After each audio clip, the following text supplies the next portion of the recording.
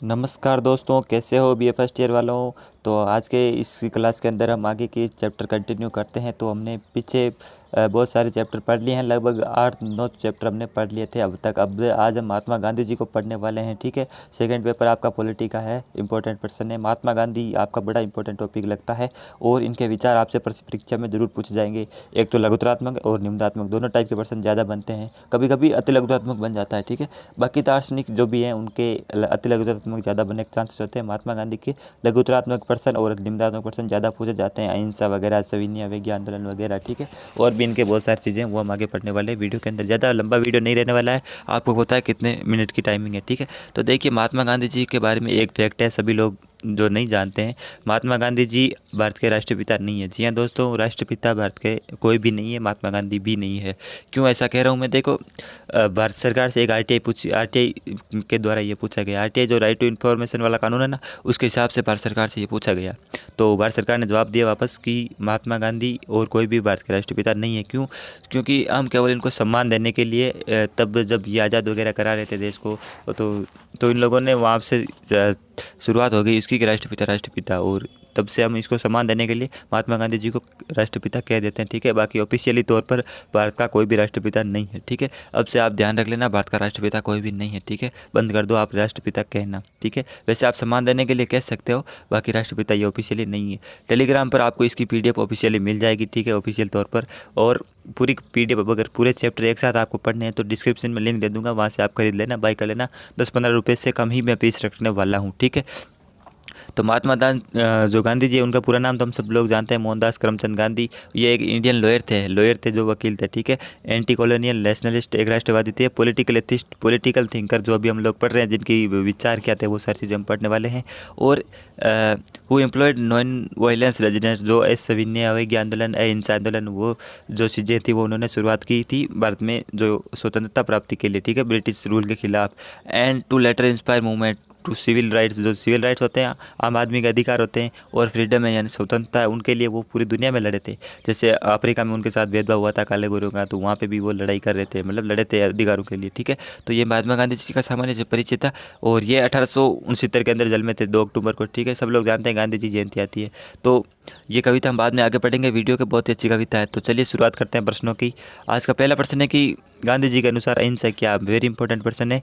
देखिए, गांधी जी के अनुसार अहिंसा, हम लोग क्या सोचते हैं, अहिंसा वही है कि हमें आंदोलन नहीं करना, हमें मारपीट नहीं करनी है, बस इतना ही। देखिए, ये तो केवल एक रूप है, बाकी 2 रूप और हैं इसके। तो मन, वचन और कर्म, यानी हमें मन से भी किसी को ठेस नहीं पहुंचानी, चोट नहीं पहुंचानी, वचनों से और कर्म से। हम तो केवल कर्म से सोच रहे थे कि कर्म से हमें किसी को चोट नहीं पहुंचानी है, तो मन और वचन भी इसमें शामिल है, ठीक है। मन, वचन और कर्म से हमें किसी भी प्राणी को चोट नहीं पहुंचाना ही अहिंसा कहलाती है। ये गांधी जी के विचार है, मन, वचन और कर्म से, यानी तीनों रूपों में हम किसी भी तरह से किसी को चोट नहीं पहुंचा सकते। आगे का प्रश्न देखिए, साध्य और साधन पर गांधी जी के विचार। ये भी इंपॉर्टेंट प्रश्न है, पिछले साहित्य 2018 या 19 में एमडीएसयू यूनिवर्सिटी वालों ने यहाँ ऐसा प्रश्न पूछा था, साध्य और साधन पर गांधी जी के विचार। देखिए, पवित्र सत्य की प्राप्ति है तो साधन भी पवित्र होना चाहिए। प्योर चीज़ की प्राप्ति के लिए प्योर साधन होना चाहिए, प्योर प्रोडक्ट होना चाहिए। ये आप इसका ट्रांसलेशन समझ सकते हैं। साध्य यानी कि कोई भी चीज़ जो करने का तरीका है, मतलब साधने का तरीका, और साधन तो हम लोग प्रोडक्ट को समझ सकते हैं। पवित्र सत्य की प्राप्ति है तो साधन भी पवित्र होना चाहिए, ठीक है। ये गांधी जी का कहना था। महात्मा गांधी की कोई 2 पुस्तकों के नाम। वेरी इंपॉर्टेंट प्रश्न है, very very important. Mahatma Gandhi ji की एक पुस्तक तो हम सब लोग जानते हैं, जो है माई एक्सपेरिमेंट विद ट्रूथ। इनका पूरा नाम देखिए, the story on modern experiment with truth, my experiment with truth. ये भी इनका सत्य के साथ खोज, हिंदी में आपको नाम लिखना है, सत्य की खोज या सत्य के साथ मेरा प्रयोग। ये इनकी बुक है, सत्य का साथ हमारा प्रयोग, ठीक है। ये तो इनकी एक बुक है। फिर 2 बुक और देखिए, एक तो हिंद स्वराज, ये भी पॉपुलर बुक है, हिंद स्वराज नाम की, और दक्षिण अफ्रीका में सत्याग्रह का इतिहास, ठीक है, इतिहास। तो ये भी इनके 3 इतिहास, ये इंग्लिश के अंदर लिखा गया था, तो इतिहास लिखा गया है, ठीक है। तो ये 3 बुक है, आपको रट लेनी है। पुस्तकों के संबंधित जो आपके साहित्य कॉलेज के अंदर किसी भी साल में कहीं भी कोई भी पर्सन आपका दिख जाए कि जिसमें पुस्तकों के नाम पूछ रहे हैं, तो वेरी वेरी इंपॉर्टेंट है, वो आपको रट लेना है।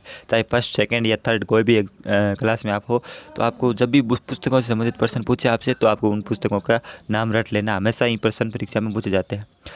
ये वेरी इंपॉर्टेंट प्रश्न आने वाला है अगला। गांधी जी का ट्रस्टीशिप का सिद्धांत क्या? Very very important. ट्रस्टीशिप का सिद्धांत बहुत बार परीक्षा में पूछा जाता है।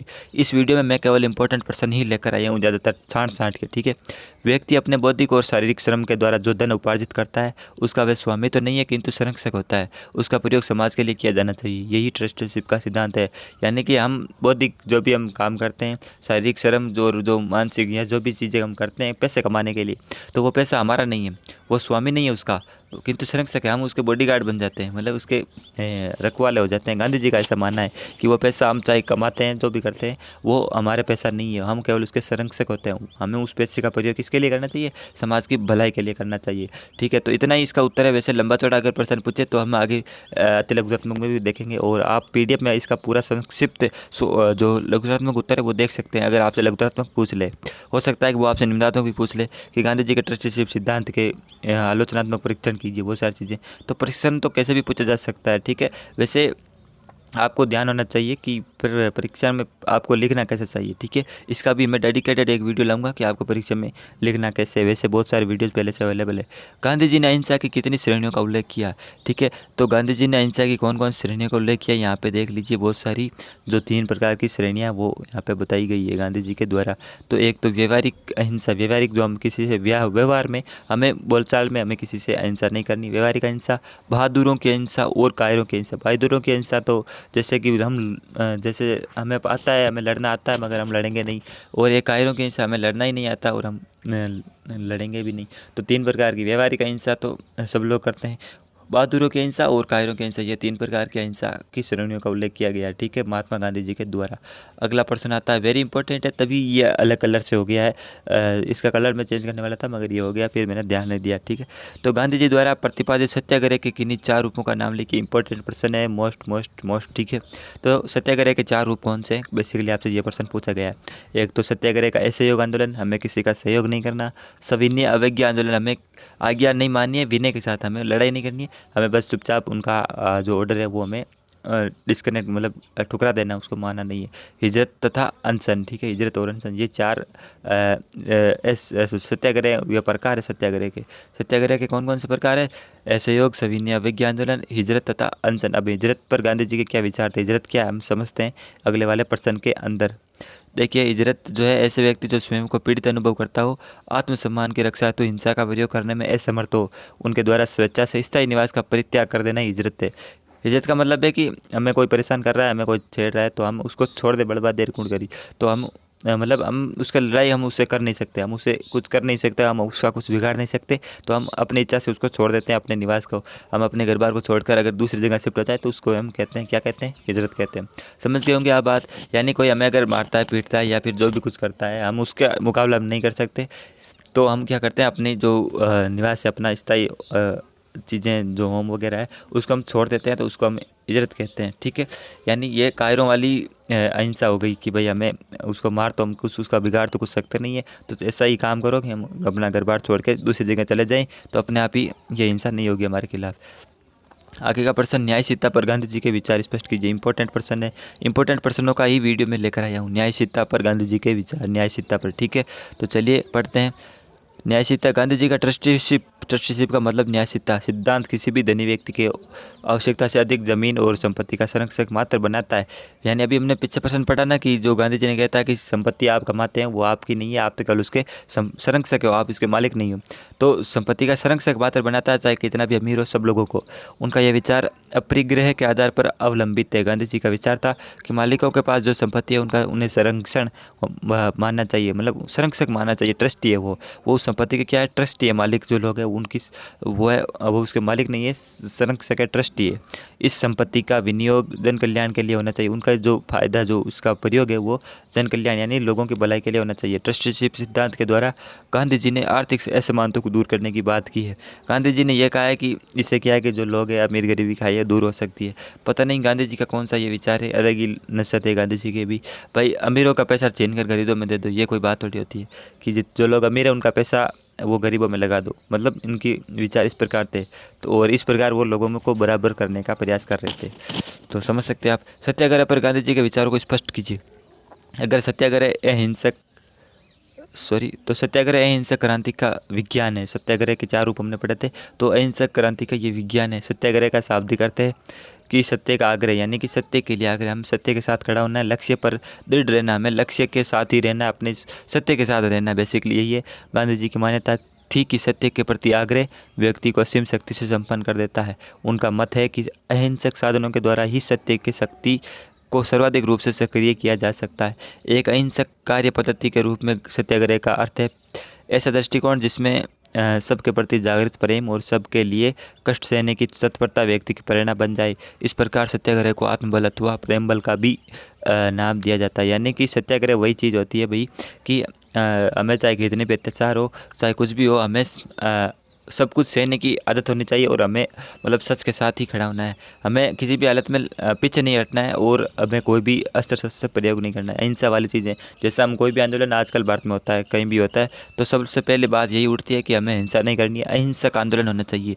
अगर जब भी हिंसा हम करेंगे आंदोलन में तो हमारे ऊपर जब कुछ भी हो सकता है भाई, सरकार भी हमें कुछ भी कर सकती है, केस वगैरह लगा सकती है, क्योंकि हमने हिंसा कर दी है, ठीक है, तोड़ फोड़ कर दी है। तो अहिंसा ही आजकल भी बहुत ज़्यादा पॉपुलर होती है और सारे आंदोलन अहिंसा के दम पर ही जो है सक्सेसफुल होते हैं। आगे का प्रश्न है, शायद आज का लास्ट प्रश्न है। जी हाँ, आज का लास्ट प्रश्न है। वीडियो कितना 11 मिनट का हो गया, ठीक है। मैं 5-7 मिनट का बनाने की कोशिश करता हूँ मगर नहीं बनता है। तो राज्य पर गांधी की द्वारा दी गई आलोचना स्पष्ट कीजिए भाई। राज्य पर, तो गांधी जी के अनुसार राज्य दमनकारी शक्ति के द्वारा व्यक्ति के आचरण पर नियंत्रण स्थापित करके मनुष्य की आत्मा का बलपूर्वक हनन करता है, ठीक है। यानी कि जो राज्य होता है वो व्यक्तियों की शक्तियों को कंट्रोल करता है, व्यक्तियों के अधिकारों को कंट्रोल करने की कोशिश करता है। भाई करेगा ही, राज्य सबकी स्वतंत्रता को तोड़ देगा।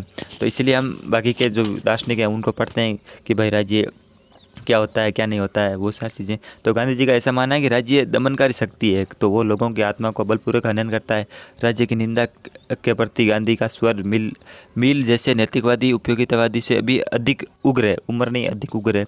ये मील कौन है? मील जो एक दार्शनिक है, जैसे गांधी जी हैं, ये एक फॉरेनर दार्शनिक है मील, जैन स्टुअर्ट मील, जो आप फाइनल ईयर में पढ़ेंगे जैन मील के। तो गांधी जी, वो जो मील है उसने भी राज्य की निंदा गांधी जी की तरह ही की थी। तो ये नैतिकतावादी लोग थे, आपको पता है, उदारवादी नैतिकतावादी। तो गांधी जी है इस जैस मील जो जो ये मील है दार्शनिक, उससे भी इसने ज़्यादा उपयोगितावादी बताई है गांधी जी ने। मील ने राज्य को अनिवार्य बुराई माना है, जबकि गांधी ने राज्य को बुराई भी माना है। अनिवार्य बुराई तो मील ने माना है और गांधी जी ने कहा कि राज्य एक बुराई है, इसको होना ही नहीं चाहिए, अनावश्यक। तो आपको पता है जब संविधान बनाया गया था तो गांधी जी ने राज्य को मतलब समर्थन इसका बहुत ही कम किया था कि भाई हमें राज्य वाली व्यवस्था नहीं लगानी है हमने देश के अंदर, हमें गांव वाली पंचायत वाली सिस्टम हमें लगाना चाहिए। मगर अम्बेडकर ने यह सिस्टम इसलिए नहीं लगाया कि जब पंचायतों के अंदर आज भी जो है क्या होता है, भेदभाव होता है, पंच जो हो गए वो एक ही जाति के हो जाएंगे। तो इस प्रकार गांधी जी विरोध तो कर रहे थे कि भाई हमें राज्य की व्यवस्था नहीं लगानी, हमें ये संसदीय प्रणाली नहीं लगानी, हमें पंचायतों वाली सिस्टम लगाना चाहिए। मगर गांधी जी का उस समय काम नहीं हुआ। फिर बाद के अंदर जो संविधान संशोधन हुआ, तो संविधान संशोधन के द्वारा जो है फिर पंचायती राज का सिस्टम लागू किया था। गांधी जी का सपना उस समय तो पूरा नहीं हो पाया था। और अनावश्यक भी गांधी जी ये स्वीकार नहीं करते थे कि राज्य लोक कल्याण का एक सार्थक और सक्षम माध्यम है। उनका मत है कि राज्य व्यक्ति पर बाध्यकारी नियंत्रणों के माध्यम से उसकी स्वतंत्रता चेतना को प्रतिबंधित कर देता है। कुल मिलाकर यही है कि भाई गांधी जी यही मानते थे कि राज्य जो व्यक्ति है उसको कंट्रोल कर देता है, उसकी स्वतंत्रता को, अधिकारों को, ठीक है। तो ये गांधी जी के विचार थे। और भी प्रश्न तो बन सकते हैं, बहुत सारे प्रश्न। अब गांधी जी के बहुत सारे आंदोलन हैं, बहुत सारे उनके मूवमेंट चलाए गए थे, तो प्रश्न तो वहाँ से भी बनाया जा सकता है। मगर जो खास खास विचार है वो हमने अब तक पढ़ लिए थे, ठीक है। तो ये गांधी जी कविता है जो हमने छोटी सी 2 पंक्ति आपके लिए पढ़ लेता हूँ। आज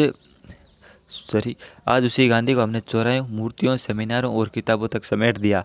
गोडसे ने तो सिर्फ उनके भौतिक शरीर को मारा, पर हम रोज़ उनकी आत्मा को कुचलते देखते बड़ी खामोशी से।